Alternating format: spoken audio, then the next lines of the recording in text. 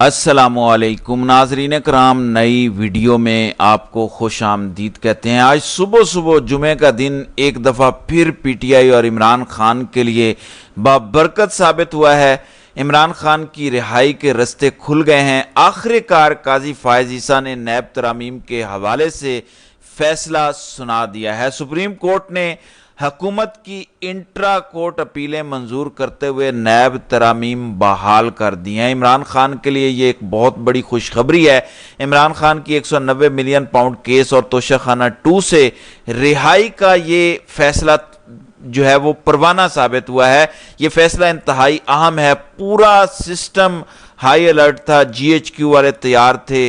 मरियम नवाज, शहबाज शरीफ, नवाज शरीफ, आसिफ जरदारी और बाकी बदमाशिया की भी टांगें कांप रही थी कि अगर ये तरामीम कलअदम करार दे दी गई तो उनका क्या बनेगा। ये एक ऐसा केस है जिसमें इमरान खान हार कर भी जीत गए हैं। अगर इमरान खान ये केस जीत जाते तो इसमें नवाज शरीफ की हार थी, शहबाज शरीफ की हार थी, आसिफ जरदारी की हार थी, मरियम नवाज की हार थी। इन सब का बेड़ा गर्क हो जाना था। नैब तरामीम जिसको मंजूर किया था शहबाज शरीफ की पिछली 16 महीने वाली हुकूमत ने, उस पर इमरान खान ने सुप्रीम कोर्ट से रुजू किया था। जस्टिस बंदयाल ने इन नैब तरामीम को कलअदम करार दिया था। फिर इसके खिलाफ इंट्रा कोर्ट अपील आई जिस पर पिछले 3 महीनों से फैसला महफूज था। अब ये जो तरामीम लाई गई थी इसमें यह था कि 50 करोड़ से नीचे वाली करप्शन ही मुतसव्वर नहीं होगी। इस पर नैब रेफरेंस ही नहीं बना सकेगा। तो इस कानून के तहत ही तो मरियम नवाज की सजा खत्म की गई, नवाज शरीफ की सजा खत्म की गई, फिर आसिफ जरदारी से लेकर सारी बदमाशिया ने इससे फायदा उठाया। लिहाजा ये सारे फंस जाते अगर ये तरामीम कलअदम करार दे दी जाती। अब काजी फायज ईसा ने ये जो तरामीम बहाल की हैं, बज़ाहिर ये फैसला इमरान खान की दरख्वास्त के खिलाफ था। इमरान खान की ये केस हार गए हैं क्योंकि काजी साहब कहते हैं कि हमने कौमी असम्बली को इज्जत देनी है। जो कौमी असम्बली ने कवानीन पास किए हुए हैं अगर हम उनके खिलाफ फैसला दें तो फिर हम इदारों की इज्जत नहीं कर रहे, हम कौमी असम्बली के अंदर इंटरफेरेंस कर रहे हैं। ये काजी का अपना एक फार्मूला है, ये काजी की अपनी एक थ्योरी। अब इस फैसले के बाद हुआ क्या है? 190 मिलियन पाउंड वाला अलकादिर ट्रस्ट वाला केस खत्म हो गया। फिर जो इमरान खान पर नया तोशाखाना 2 केस बनाया गया जिसकी वजह से आज भी इमरान खान जेल में है, वो भी खत्म हो गया। देखें, इस वक्त इमरान खान एक्यूज्ड नहीं है, इमरान खान सजा याफ्ता मुजरिम नहीं है बल्कि अंडर ट्रायल हैं। इमरान खान जुडिशियल रिमांड पर जेल में है। इमरान खान की सजाएं या तो खत्म हो चुकी हैं या कलअदम हो चुकी हैं या इमरान खान केसेस में जमानतों पर है। लिहाजा फिर ये जो बड़े केस में इनको सजा देने की कोशिश हो रही है और दूसरा केस जो बनाया गया तोशाखाना 2 का, ये दोनों के दोनों केस खत्म हो चुके हैं। अब इमरान खान को जेल में रखने का कोई ऑप्शन नहीं बचा।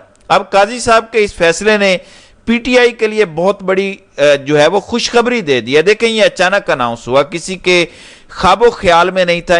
इवन इमरान खान कल खुद गिला कर रहे थे कि काजी साहब ये फैसला क्यों नहीं सुनाते। ये नैब तरामीम वाला फैसला इसलिए काजी नहीं सुना रहा ताकि मुझे 190 मिलियन पाउंड केस में सजा हो जाए। इमरान खान ने इस पर कई दफा बात की तो अचानक काजी साहब ने कहा कि फैसला सुबह सुनाया जाएगा और रोस्टर जारी किया गया। क्या काजी साहब को भी समझ आ गई कि मुझे एक्सटेंशन नहीं मिल रही, मेरी रिटायरमेंट की उम्र के अंदर इजाफा नहीं किया जाने लगा, और जाते जाते क्या मैं एस्टेब्लिशमेंट को ठेस पहुंचा के जाऊं। लिहाजा आज जो फैसला सुनाया गया है ये इंतहाई अहम है। काजी फायज ईसा की सरबराही में ये फैसला सुनाया गया। ये bench justice Aminuddin Khan, justice Jamal Khan Mandokhel, justice अतर मिनल्ला और जस्टिस सैयद हसन अजहर रिजवी पर मुश्तमिल था। अब GHQ के पास क्या बचा है? जो इतलाआत आ रही हैं, जो खदशात मौजूद हैं, और इन खदशात का इजहार खुद खान कर चुका है। कल DG-ISPR ने अपनी प्रेस कॉन्फ्रेंस में भी इसका जो है वो एक तरह इशारा दिया।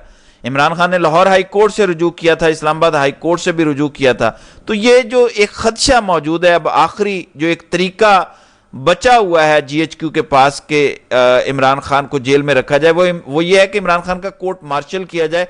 और कुछ जराए बताते हैं कि जो फौज की जैक ब्रांच है उन्होंने तैयारियां शुरू की हुई हैं कि फैज हमीद के साथ खान का गठजोड़ साबित करके खान का भी कोर्ट मार्शल किया जाए, खान को फौजी तहवील में ले लिया जाए। यानी अब आखिरी ऑप्शन है, इसके अलावा कोई ऑप्शन नहीं बचा।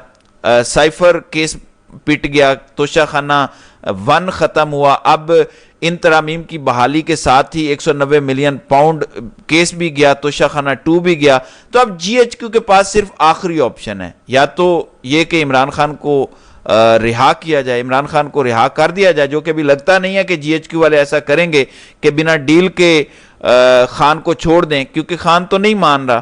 خان نے تو کل بھی کہا کہ جیل کی چکی کے اندر مر جاؤں گا لیکن کسی وقت کے یزید کے سامنے جو ہے وہ جھکوں گا نہیں، تو خان تو ڈیل نہیں کر رہا، تو پھر جی ایچ کیو کے پاس آخری آپشن یہی ہے کہ خان کو اپنی حراست میں لے لیں، اور یہ اتنا آسان نہیں ہے۔ کل خان نے بڑا واضح کہا کہ انقلاب 8 فروری سے آپ لوگوں نے سبق نہیں سیکھا، لہٰذا اب آخری آپشن انقلاب ہے، اور ملک انقلاب کی طرف بڑھ رہا ہے، اور کیا لوگ خاموش بیٹھیں گے؟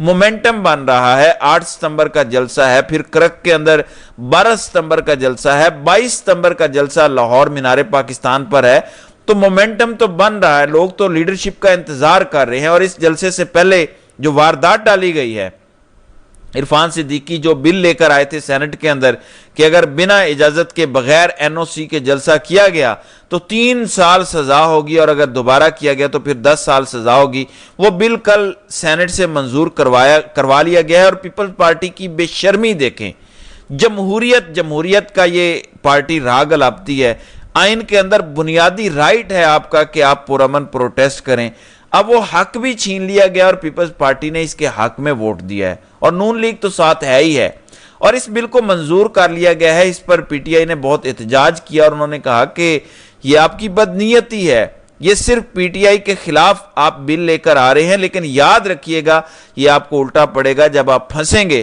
تو پھر آپ روئیں گے کہ کون کون سے بل منظور کیے آپ نے، کون کون سے قوانین بنائے، لہٰذا اپنے پیر مت کاٹیں۔ لیکن اس وقت تو نون لیگ نشے کے اندر ہے کہ ہم نے تو ہمیشہ ہی اقتدار میں رہنا ہے، اس لیے کل فوج کو بھی ایک اور اجازت دی گئی ہے۔ خبر ہے کہ وفاقی حکومت کا بلوچستان میں سیکیورٹی صورتحال کے تناظر میں فیصلہ، پاک فوج، سول آرمڈ فورسز اور حکومت کو خصوصی اختیارات دینے کا فیصلہ۔